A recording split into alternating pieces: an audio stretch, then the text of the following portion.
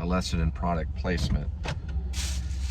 First thing, you want to show the product and stare at the green dot the entire time, which is something that takes a lot of practice, especially when you have a monitor right in front of you, which is difficult. But that's what we have to deal with when we're dealing with acting with the phone. So today we're practicing with a QT corn dog. Now, here's my little banner for my napkin, but I also have it right here so you can see QT. Right there, see it? A little bit of ranch. It's ranch, I guess it's sriracha ranch. That's what I'm using, and the corn dog. So we need a couple of thumbnails. You may want to think about this whenever you're acting too. You never know when they're going to take a photograph, a screenshot of what you're doing. So here's one, right? Corn dog. Great. Maybe try a smile, try to get a smile going on, try a fake one first, and then maybe a real one would come in. I don't know. You have to kind of do those kinds of things. Then we have the corn dog. There it is, sriracha ranch. We're going in for the dip. Here we go. Hey, hey, possible thumbnail, right? Hey, hey, smiling, right? Got it. And then the bite.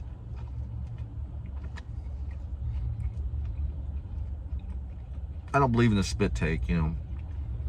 It depends on the situation, but if I'm doing it myself, I know I'm gonna get it right the first time at least. I'm looking at the green dot, right? Plus, I happen to really be eating this, so it's really happening. It's a corn dog at QT for $1. $1.07 to be exact. It's got the cornmeal. I guess it's a, I'm gonna say a beef frank that's in there. I don't know, because I don't have the ingredients packages on it. It rolls on a roller. But we'll just say that it's beef frank until we find out. It may not be. It may be, I don't know what they make it out of. Looks like that.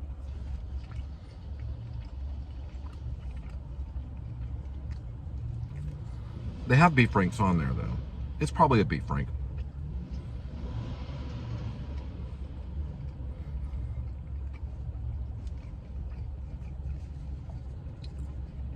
Mostly it's product placement, where you're putting it. And they should really teach this stuff. And you've got different ways to kind of show it, and then you show kind of personality and character. Maybe try one without the glasses here. Yeah, corn dog. Is it chicken, beef, and pork, or just beef? I don't know. Nevertheless, it's a corn dog. A QT.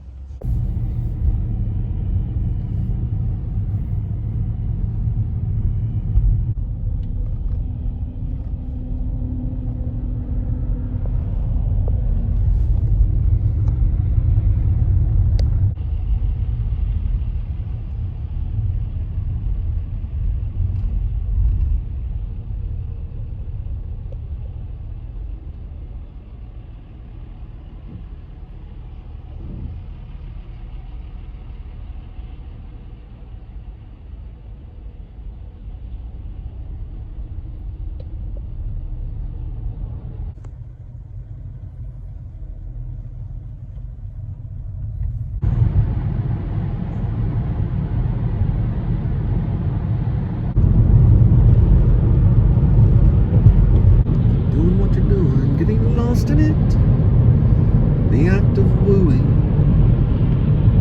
It's impossible without love. It's possible with love.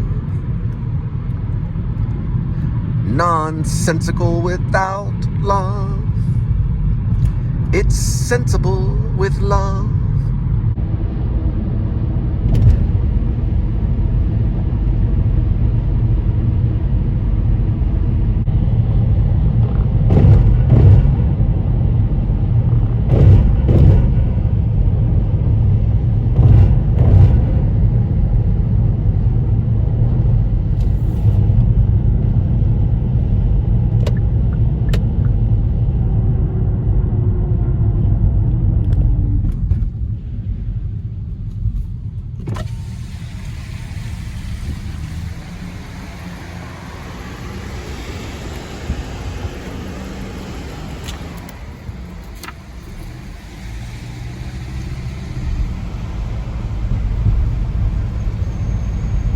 Okay, now I learned some more stuff. VOR actually stands for Very High Frequency Omnidirectional Range Station. So it's a range. But it does have a radar, and it does use radar. But the actual thing it stands for is Very High Frequency Omnidirectional Range Station. And they used it in World War II. That's the official name for it. That's why it's VOR. But it also is a radar. And they do use it secondary. It used to be the primary device used by the pilots to know the direction of the plane. Now the primary device is GPS, which is a global positioning system, which actually is connected to satellites in space, even though we use it on the internet. It goes all the way out to space, but you're using a system that's connected to the internet that gives you the information. And that's connected to a satellite. And that's what their primary one is. It's used in space. Isn't that interesting? So what you're seeing now, in one way or another, could also help us in space travel. You didn't know that, did you? GPS is connected to space travel, for what we know. Pretty interesting. There goes Skylink. I mean, this could be a design for a possible huge space station in space one day. You never know what this is. It's transportation. That's what space is.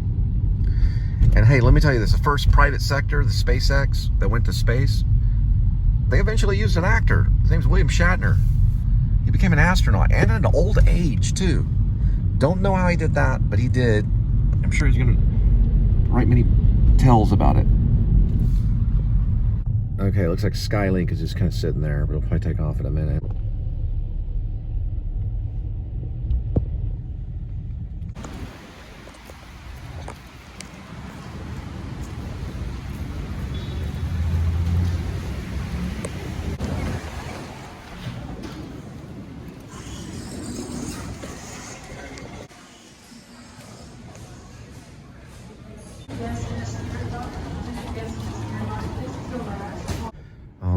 Going to a barber shop, and that was someone all the way out from San Francisco, believe it or not, a lady that works for United,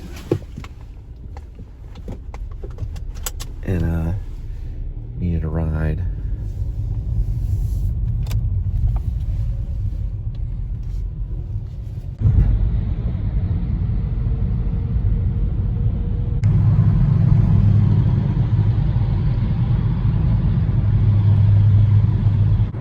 Now that I've talked about acting, I want to talk about another thing.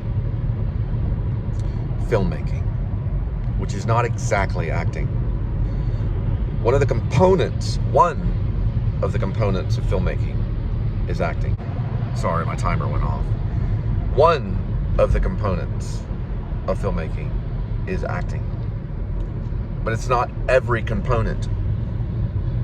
There are some filmmakers that are actors, because usually they have to be. So I probably had the confidence that I would figure out filmmaking to a certain degree. I could learn it. I knew that I would be able to. But I wasn't that way completely with acting. That's an art. A different type of art. It's a performance art. Sorry. It's a performance art. You have to get up on stage. You have to get up in front of people. You have to get up in front of the camera, or it's not going to happen. Filmmaking is different. Now, I want to talk about some master filmmakers that are also actors in their movies, including the best, David Lynch, Martin Scorsese, Francis Ford Coppola. Yeah, Francis Ford Coppola was up in front of the camera too for Apocalypse Now. He plays the filmmaker. Yeah, don't look at the camera. Don't look at the camera. Remember that? And he was actually dang good. They usually always are. Is there a connection? Yeah, there's a connection, but it's not every component. Now, Robert Bresson's film, The Pickpocket, who's very informational, he's very specific and detailed in content area. I got to see The Pickpocket. Thank goodness. If you're a filmmaker, you need to watch it. But every filmmaker approaches the way that they're going to tell a story differently, using different techniques and probably other films. I imagine that most filmmakers watch other movies. But that's not the be-all, end-all. And why I mention Robert Bresson is because at times I feel a little bit like I'm in one of his movies because of the informational content aspect of Robert Bresson and making Pickpocket back in the 1950s, which he was right there almost meeting up, or he did meet up with Godard, who I've been watching lately, a very mysterious character and person, and it has to be interpreted from French because I'm not fluent in French, but Jean-Luc Godard was a magician just as much as Robert Bresson, and they started a movement called the New Wave movement, where they started breaking down rules, and Hollywood classicism was out the door, and they said, well, filmmaking can be anything, and it has become that nowadays, but we're lost in a phenomenon of many vloggers out there telling their stories, and at times calling themselves filmmakers. And are they? I would assume so. They're not exactly Hollywood classicism, but that's because they don't have $100 million at times to throw away on the things that filmmakers throw away stuff on. So let's say Francis Ford Coppola went out to the Philippines to make Apocalypse Now, but he only had an iPhone. It'd be way different, but he would have done it. And he would have to play all the parts. Don't know. But if they said, well, Francis Ford Coppola, we want you to go to the Philippines and do Apocalypse Now, but only you will have this iPhone thing. It comes from the future because it happened in the 70s. I think Apocalypse Now was in 1980. We want you to try this. And I think Coppola, they might have talked him into it. But see, it's difficult for someone that has the heart of filmmaking and they don't have the cast and everything that they need to do it. But then they start kind of maybe inventing something, or they have to try to do it some way, you know. I don't know Jean-Luc Godard's cast list and movie stars that he got to use. I don't know about Bergman and the movie stars that he got to use. And I don't know about, Robert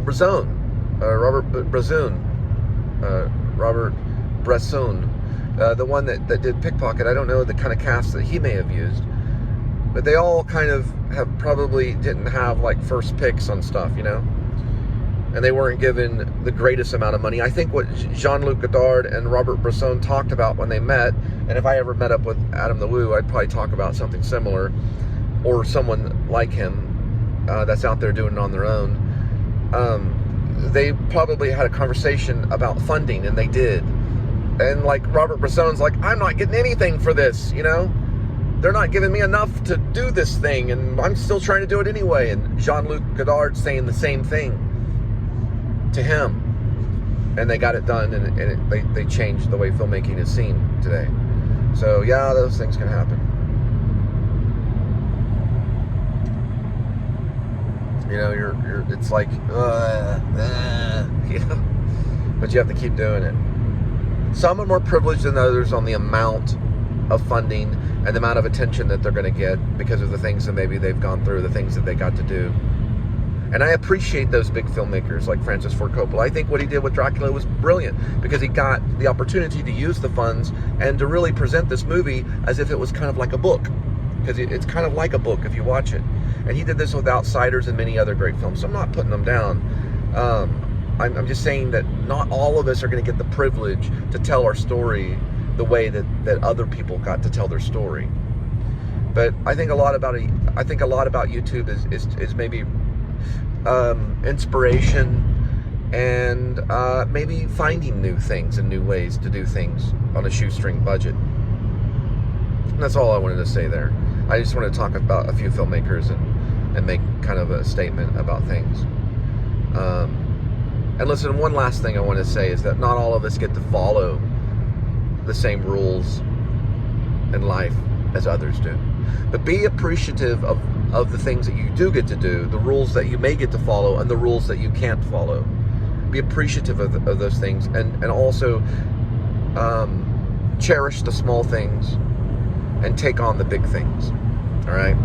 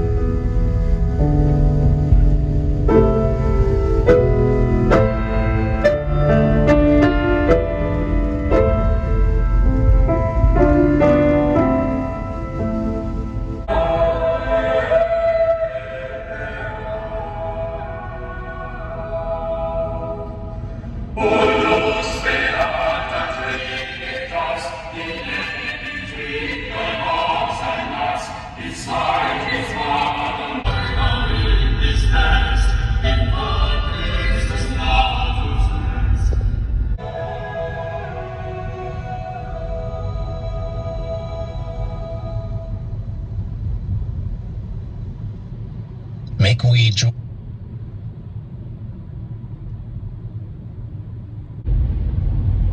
There's Daystar.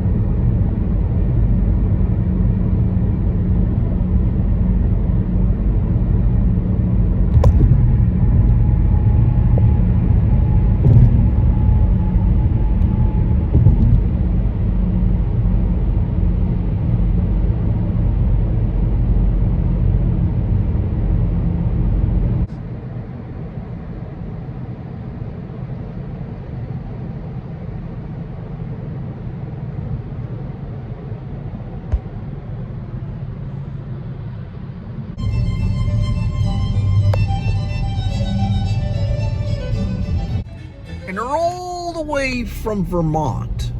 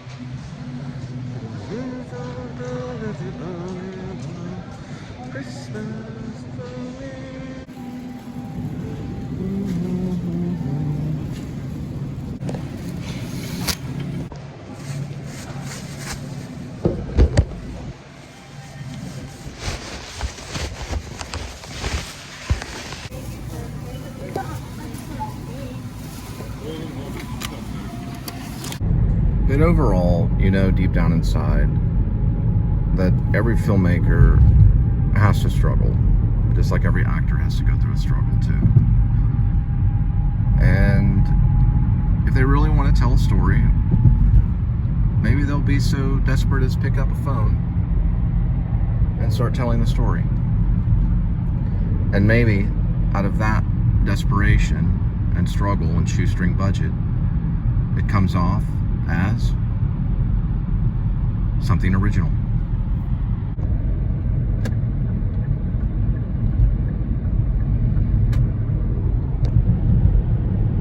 All right, we're coming to Mark IV Parkway, what I call the gates of Fort Worth, or one of the entrances, where we keep the good people in and the bad people out. And that's how Fort Worth has always at least tried to be, but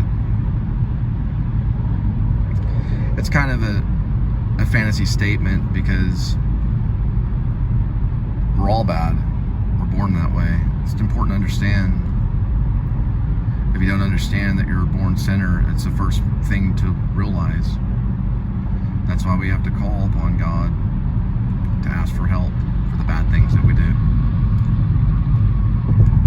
But I just like saying it because it's kind of an Old West thing to say. You know, it's like an Old West thing. But you have to know that that's a fantasy. You'd like to think that that's true. But one of my loves in life, and possibly she could have been one of my first wives. I was a freshman in college. Channing was executed, most likely by, I don't know, some people say the Mexican Mafia. I don't really even know. Over marijuana money, which happened in Fort Worth. So you know for sure that there's not good people there. And that's a hard thing to replace. You know? Just because those two guys that did it are doing time for life doesn't necessarily replace that. This was a lady that had dreams of being a doctor and helping a lot of people. And they took her life over money. And no one in their right mind agrees with that. But those people can't ask for forgiveness. And we can ask them to ask for forgiveness. And maybe one day, and supposedly it's written in the scriptures, there'd be peace. Peace on earth. But I know Fort Worth is nothing. It's not full of just good people. No city is. I can promise you that. No city is just full of good people. We would just like to think that that's the case. All right, we're going back. See Kitty and Linda. Have a good night.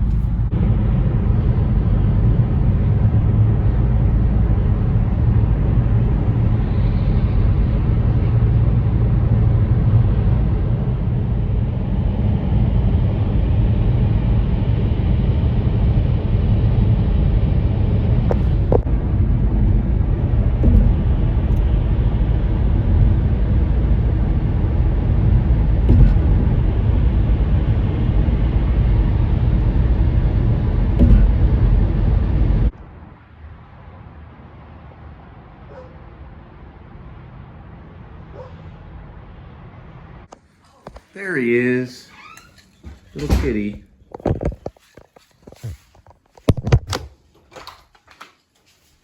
Hey, sweetie. Hey, how are you? I'm home.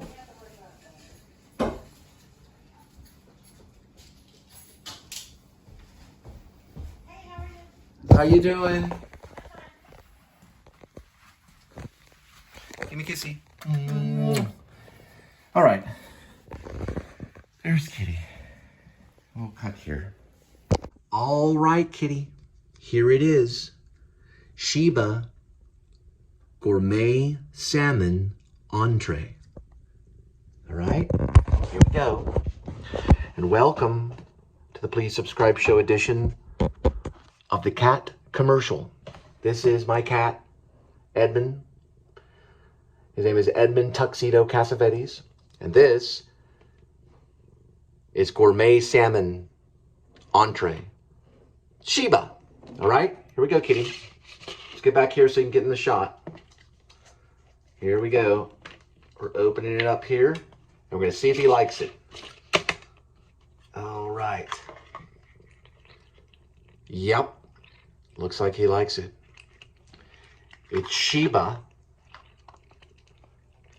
Gourmet Salmon Entree. And Kitty likes it.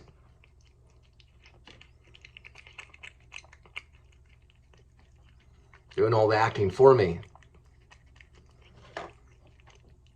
Yes, he does enjoy it. He's a good cat.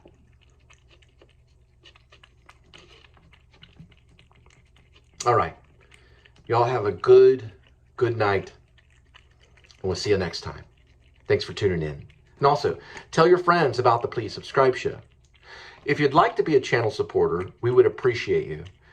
Just check out my PayPal. It's paypal.me/Cole Spivey. It's right in the descriptions, and it's the very, very end of the show. Meow. So, anyone interested, I am posting this at a guitar center off of Hewlin in Fort Worth. Christian actor, looking for gig, one-man show about St. Peter in the New Testament. 4 churches, theater, and private events. Please call Cole at, and I'm not revealing my phone number here, and then I have this for details, okay? And I'm leaving that. So any church, theater, or private event that wants to use me, I have a little one-man show about St. Peter. Right now it's about a 30-minute show. It does include mime and acting, okay? And anyone's welcome to get a hold of me through this YouTube site about it. Or they, can go to the Guitar Center off of Hewlin and see this on the corkboard. I've got a couple of them I'll be posting, all right? I may go out and do this. It's basically a one-man show about St. Peter in the New Testament.